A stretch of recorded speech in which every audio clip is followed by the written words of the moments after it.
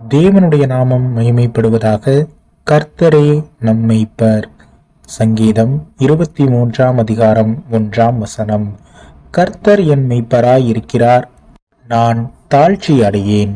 கிறிஸ்துவுக்குள் அன்பானவர்களே, தேவன் நம்மை பாதுகாத்து வழிநடத்தி நம்மை குறைவில்லாமல் காத்து கொள்கிறார். நாம் அவருக்கு பயந்து அவருடைய வார்த்தைக்கு கீழ்ப்படிந்து அவர் காட்டும் வழியில் நடந்து அவருடைய ஆலோசனைக்கு செவி கொடுத்து நடக்கும் பொழுது நமக்கு ஒரு தீங்கும் அணுகாத வண்ணம் நம் பாதைகளுக்கு அவருடைய வார்த்தை தீபமாக இருந்து நம்மை வழிநடத்தும்.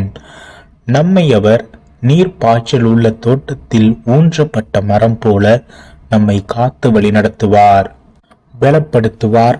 நாம் என்றென்றும் கனி கொடுக்கத்தக்க ஜீவ தண்ணீராக, ஜீவ அப்பமாக நம்மை அவர் காத்து கொள்வார். சங்கீதம் 34 அதிகாரம் 9 முதல் 10 கர்த்தருடைய பரிசுத்தவான்களே, அவருக்கு பயந்திருங்கள், அவருக்கு பயந்தவர்களுக்கு குறைவில்லை. சிங்க குட்டிகள் தாழ்ச்சியடைந்து பட்டினியாயிருக்கும், கர்த்தரை தேடுகிறவர்களுக்கோ ஒரு நன்மையும் குறைவுபடாது. கிறிஸ்துவுக்குள் அன்பான சகோதர சகோதரிகளே, நாம் அவரை பற்றிக் கொள்வோம். தேவனிடம் நம்மை முழுமையாக அர்ப்பணிப்போம். அவரை தேடுவோம், அவரில் நிலைத்திருப்போம். பரிசுத்தமாக நம்மை நாம் காத்து கொள்வோம். அவருக்கு பயந்து அவருடைய வார்த்தைகளுக்கு கீழ்ப்படிந்து நடப்போம்.